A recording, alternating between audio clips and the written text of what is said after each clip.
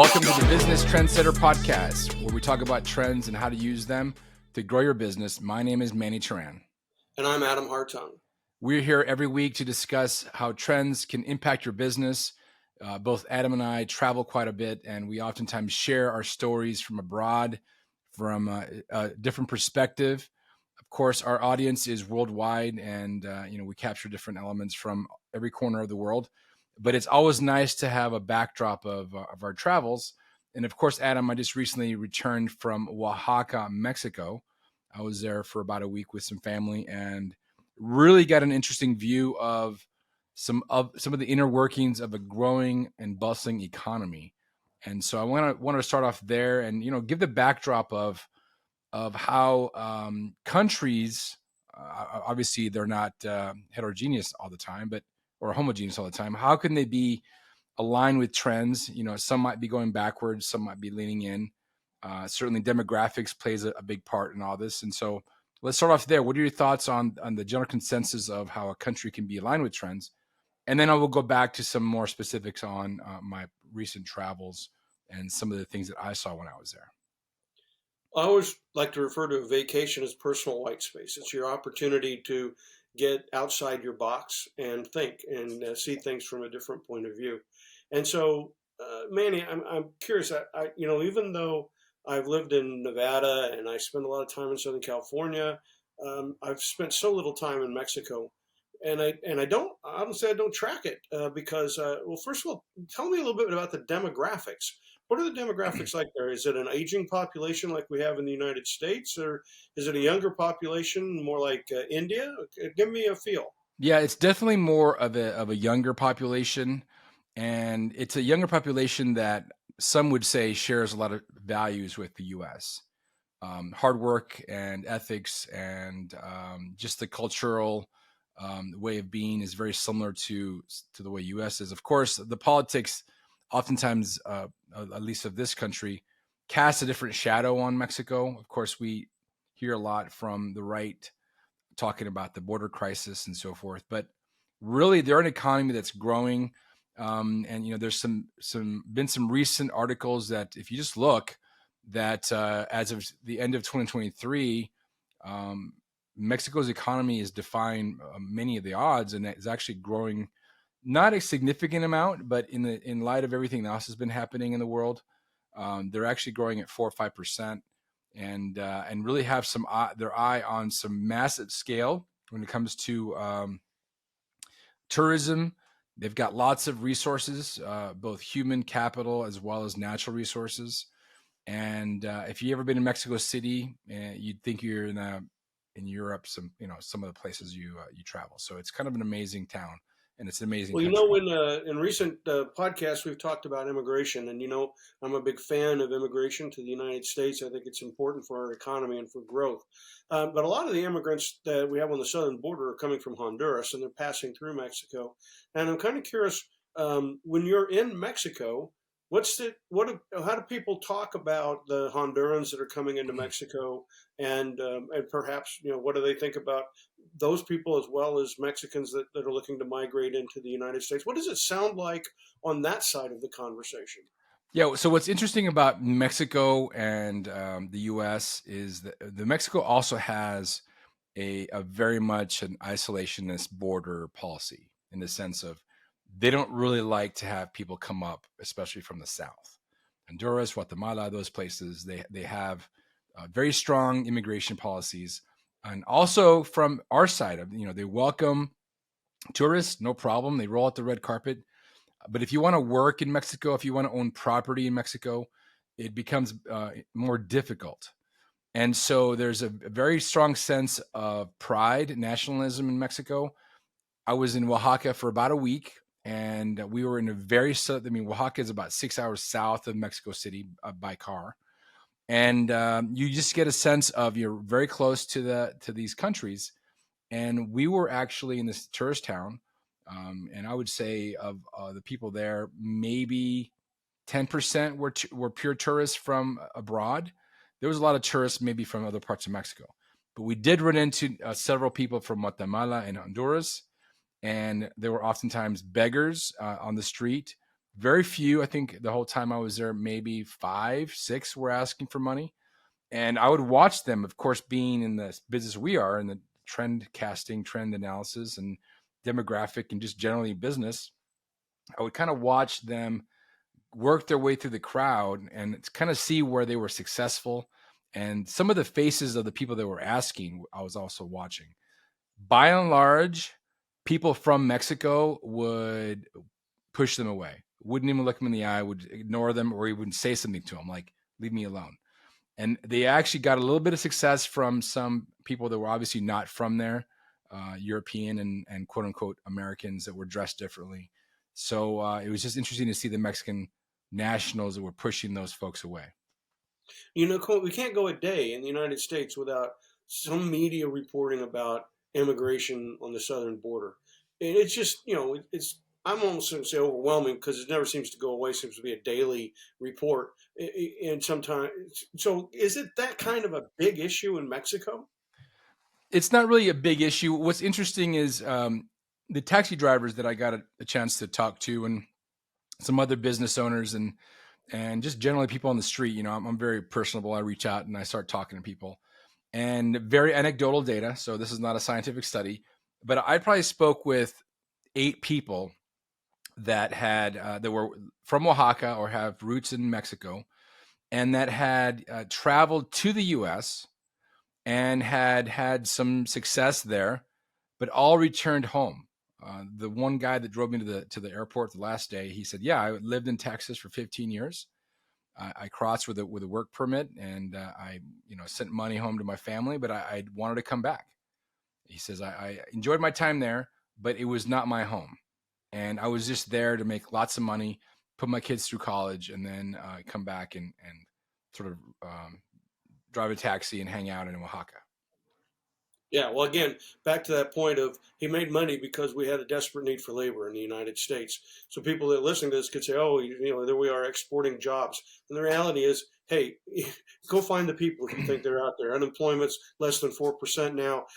There's nobody who wants to work that isn't working. And the reality is that there's a lot of these jobs that are everything from carpenters to plumbers to farm workers to anybody in the agrarian industry that just they cannot get people to do these jobs. And the fact that he can come to the United States and people can come in here and make some money, I think it's a great thing. It's a great thing for everybody.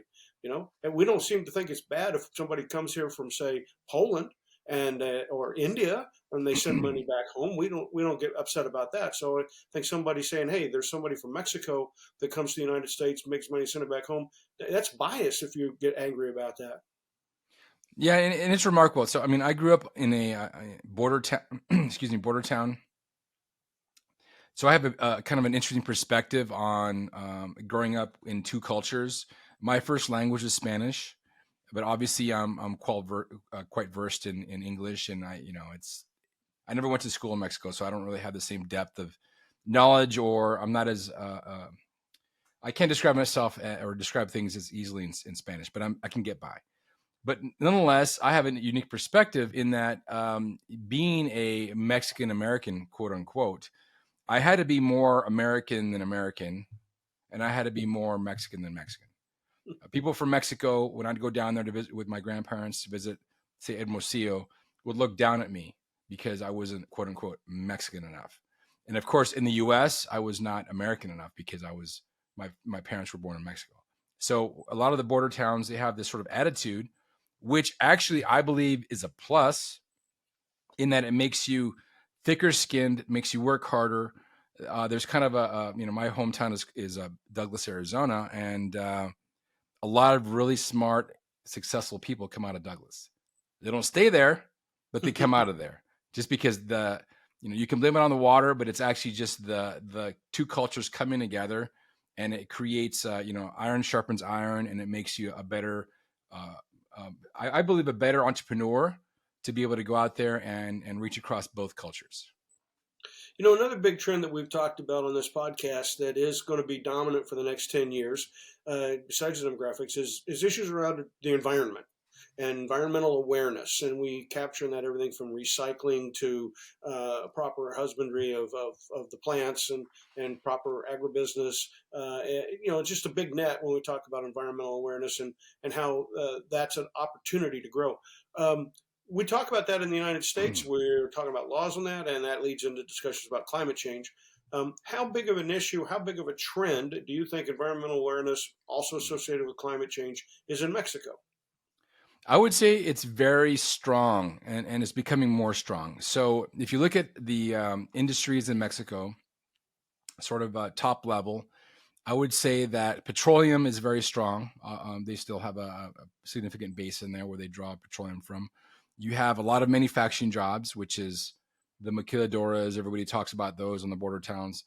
You've got tourism, and of course, you've got agriculture. And the agriculture component of that is significant. So in Sonora, where my family is from, and some of the other northern states, Chihuahua and even Baja, there's a tremendous amount of agriculture that happens, and a lot of their produce is exported to the U.S.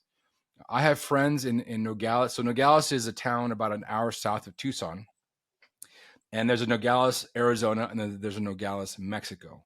I have friends that live in Nogales, Arizona, that are basically in the trade world. So they bring in a lot of stuff from Mexico. They are brokers. They have logistics companies, and they're bringing semis full of tomatoes, semis full of cabbage and other things. And their main export is to the U.S. And if you think about the partnership, we talk about the U.S. exporting and importing from China quite a bit. Well, people don't look just south, and Mexico is one of our strongest trading partners and has been for 90 100 years. Yeah, I think people in the United States, they get so wound up in discussions about China, especially China, that they forget that the largest trading partners that America has are Mexico and Canada. Yep, By far and away exactly. our biggest trading partners, and Mexico has grown quite a bit over the last 40 years. But I think, in my mind, because of the flexibility the leadership has had, as you mentioned, maquiladoras, which was the opportunity we've created, started really under Clinton, where we started saying, okay, you can set up a plant, a U.S. company could set up a plant in Mexico and operate under Mexican rules, and they're and a lot of people started doing that. Auto parts manufacturers, for example, went there. Printers went there. The idea being that the not just that the labor was less expensive, but the regulations were less onerous. Do you still have a sense that both labor is less expensive and the regulations are less onerous in Mexico than they are in the U.S.? Yeah, I would say so. I would say to some degree. There's certainly a lot of regulations. I mean, it's not the Wild West. But I think they're actually playing in a very interesting space. Is they're stepping up to a different level of economy, and the current president and the past couple presidents have really had their eye on this growth potential and leveraging their resources, political and political prowess to advance their agendas. The current president is kind of all over the place. Some say that he's a centrist, some say that he's a left wing populist. There's even some that are saying that he's a conservative populist. He is a populist, and he is sort of picking and choosing whatever makes the most sense, which is okay. People have a sense in this country you've got to be right wing or left wing, and if you're if you're left wing and you happen to be sort of pro gun, then who are you? And if you're right wing and you have to be pro abortion, who are you? Right? There's a very polarizing sort of mindset here in the U.S. I think in Mexico they're a little bit more tolerant, and we can talk about Argentina maybe on our next podcast because I have lots of things to share about the new president there. But they're having an election in June, and the two front runners, by the way, are both women. And these women are really showing a lots of forward thinking in that one is pretty much aligned with the current president, is actually his one of his deputies. Her name is Claudia Scheinbaum. And then the other one is an engineer and a tech entrepreneur. Her name is Xochitl Galvez. and she is more on sort of wants to break the old guard and all that. So it'll be interesting to see what happens here in the next 6 months. Yeah, it the we recently had the Iowa caucuses, in the United States, and I heard Nikki Haley on television say this, that Donald Trump is being credited with a landslide victory in Iowa. He received 56,000 votes. 56,000. And when you think of it that way, it's a tiny number, a tiny number. Yeah. The media would have you played out that he was this overwhelming favorite. The reality is in the United States, there are more people who are not signed up as Democrat or Republican than are signed up as Democrat and Republican. Now, we like to call those independents in the U.S. I don't know if that's a good term for it, but the reality is more than half the population doesn't belong to either party. So these primary races, in a way, are fictional because they don't represent the nation. And then on top of that, they tend to be dominated by people that are really into politics. In my world that I see it, well over half the people are not into politics. It's not something they want to talk about every day, maybe not even talk about every week. In fact, they might even find it just downright annoying, the noble political discussion that goes on.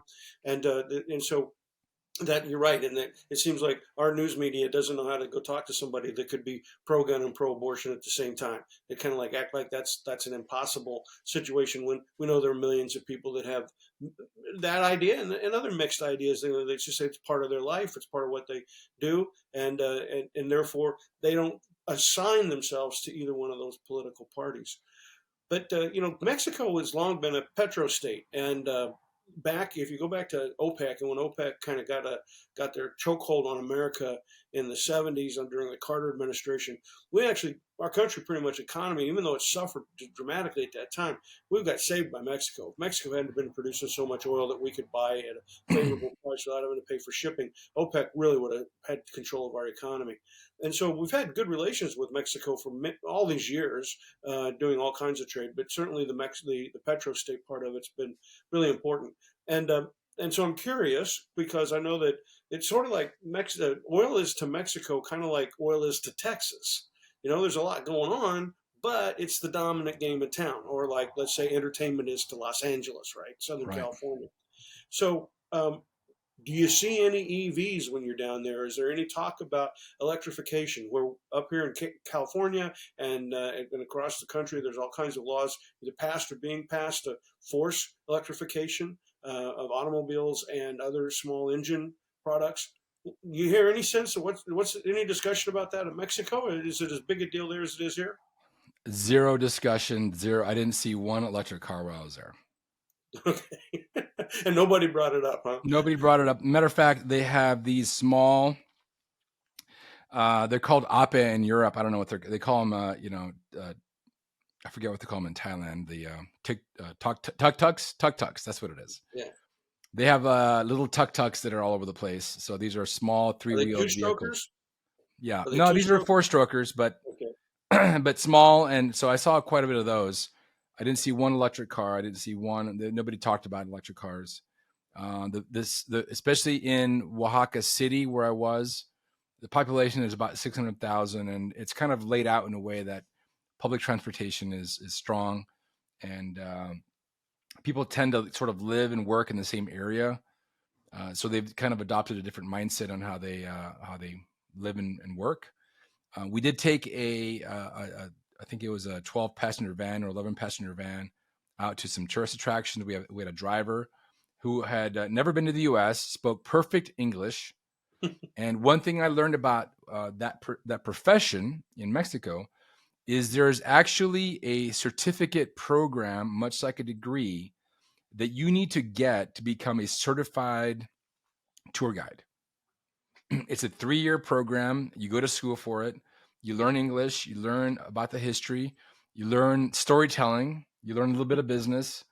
And we were very impressed with this gentleman. And when I go back and I'll send people back, I'll make sure that they speak with him. He'll give them a great tour and start to really open their eyes to this new and expanding economy that we're talking about now. Well, that's good. That's good. Interesting story. What was the price? Could you tell the price of gasoline when you were there? Did you have a chance to see any signs? The price of gas is a little bit more expensive than here in the US. Of course, they sell it by the peso and they sell it by the liter. And I did some quick math as we were passing a gas station, and it was about $5 a gallon for or for something for a regular gasoline. So it's going to be about maybe $1 more. And by the way, the prevailing wage down in Mexico is significantly lower than it is here. I was talking to another taxi guy, asking him, kind of how his business was, how it operated. So he has his taxi's not his. He's a gig worker, so they're capitalizing on that. He pays 500 pesos a day to use this car, and then he pays for gas. And he said on a good week, he'll make 6,000 pesos. If you do the math, 6,000 pesos is roughly $350. And he's living comfortably. He Wow. says, I've got all my bills paid. I'm putting money in the bank. My kids are going in the university. He goes, I got all I need. This guy was in his mid 50s, and for 350, that's 20 grand a year. Just put it into context, $18,000 a year, and he's doing just fine. So the United States has this bizarre healthcare system, unlike anybody else in the world, where we have all these insurers and private providers. I believe, as I recall, Mexico is much more like Canada with a single provider system, and that most everybody has access to healthcare. Do I have that correct? Yeah, but a lot like in many other countries in South and Central America, Mexico has a bit of a bifurcated system. They do have nationalized healthcare, so you can go into a clinic and spend almost nothing to get yourself fixed up. But the quality of care isn't always there. If you're bleeding if you chopped off your thumb or something crazy, then yeah, go in there and deal with it, right? But the bifurcation comes from there's an elite level of doctor, of hospital that you have to pay for. And so I think that there is some value in what they provide, sort of a low level catch all with the ability to pay higher premiums for more premium care. That was what I discovered when I was in Vietnam. You may recall that everybody in Vietnam has access to healthcare. But when my girlfriend got sick and we had to go in for healthcare, we went to a private hospital. And the quality of care was just like the United States. There was no variation at all. The physicians had all been trained at good universities. It wasn't like they'd gone to some 4-year hack school, and didn't know what they were doing. These people had been through the normal education process that you would have in Europe or in the United States. And the cost was less than a tenth of what the cost is for procedures in the U.S. Then it reminded me of that whole field of healthcare tourism, or medical tourism, as it's called, where if you need like say a hip replacement, or you need something done and you don't have great health insurance that's going to pay for it, then you fly someplace and you stay in one of these private hospitals and you get the healthcare procedure done. Did you have any reason? I'm sure nobody got sick while you were on your trip, but would you see this as an opportunity that's growing in Mexico, and that United States citizens might want to take advantage of, because costs of procedures are so high here and often the insurance won't cover it? Well, fortunately, I was traveling with my cousins are doctors, and I've got a cousin who's a nurse, and so I was well covered there. Nobody got sick while we were there, which was fortunate. I do have a little bit of a sense of this. So what was interesting is while I was there, I was looking at billboards and kind of getting a sense of what's there. Especially, I happened to spend some time in the Mexico City airport. Long story, but there was ads everywhere for hair replacement, hair transplant surgeries Oh yeah. centers. There's one that was Turkish doctors. Turkey, I don't know if you've ever heard this, but Turkey's got a booming economy of hair restoration surgery. So Huh. they'll take hair from your donor area back here, and they'll give you they'll rebuild your hairline and whatnot. And so it's kind of a popular thing in Turkey. But obviously Turkey's far away, and there's a lot of other things that detract people from going there. But there's some Turkish doctors that are setting up camp in Mexico. You can take a $600 flight to Mexico City, get your hair procedure done, stay in some fancy hotel for a few days, and come back, and that's less expensive than going to some of these centers in L.A. or New York or Boston or wherever. Yeah, I mean that makes sense. It really does. I think medical tourism is a tremendous opportunity in places like Mexico and India. As two that always come to my mind, and elective procedures are good as well. I think the key is in the United States, you should never just wander into a doctor's office and get something done. You should do some checks, right? You can there are ways to find out referrals and reviews of physicians of all type, and you should make sure somebody's had the experience for what you're doing, even on elective procedures, even on cosmetic procedures. You should know that they've properly trained, have the right skills and the right tools, and they're in the right kind of sterile environment for the procedures that they're doing. Those are all things you'd do in the U.S. I hope you wouldn't let somebody hack away at you in a barn. Well, I don't know, some people do, but you shouldn't. And I think you can apply that same sort of question and answer to these private facilities in places like Mexico, and it could be a surprising answer. The third topic that I have to ask you about is the tech industry. We talk all the time about artificial intelligence and how it's going to affect everyone. And of course, we see a lot of that right now today. The products and solutions are coming out of California and the traditional Silicon Valley type companies, with of Apple, up in Washington with Microsoft, Salesforce.com. Tell me, what did you see any discussion or hear anything about AI while you're in Mexico, about the tech industry? Is it the topic there that it is here?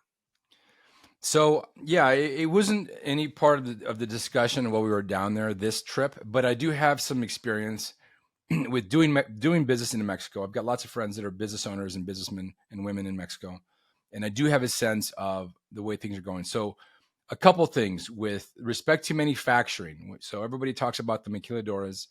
The population of Mexico, of the Mexican manufacturing technician operator, is significantly lower than China's.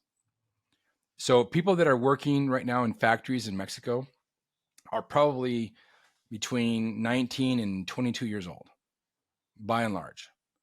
You contrast that to the same work in China, and they're in their 30s. Yeah, And we talk or about older. this demographic or older, right? So this is really starting to push the limit.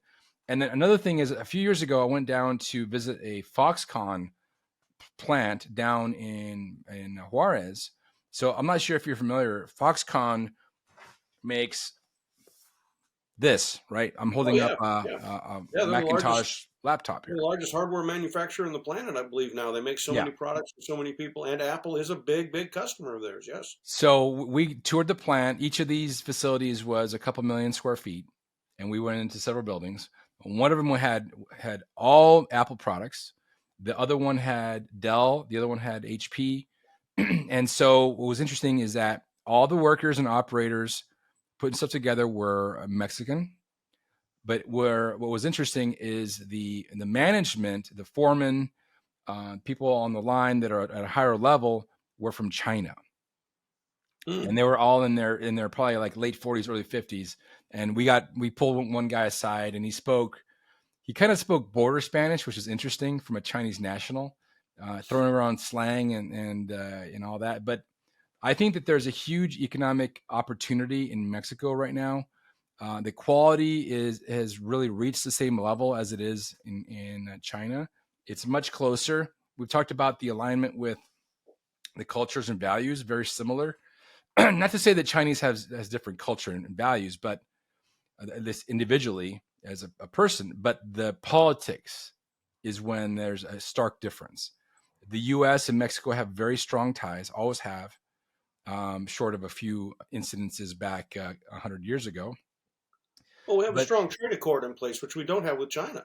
yeah, The Canadian, Mexican, U.S. trade accord is, very strong, rewritten under the Trump administration and made enhancements to it. Yeah, there's no comparison. The ease of doing business in no, Mexico versus the risk of doing business in China. Yeah, because we at least have we have legal precedents set up for how we would operate, and then you do business in China, and one guy can make a decision, and suddenly you can be in a whole lot of trouble.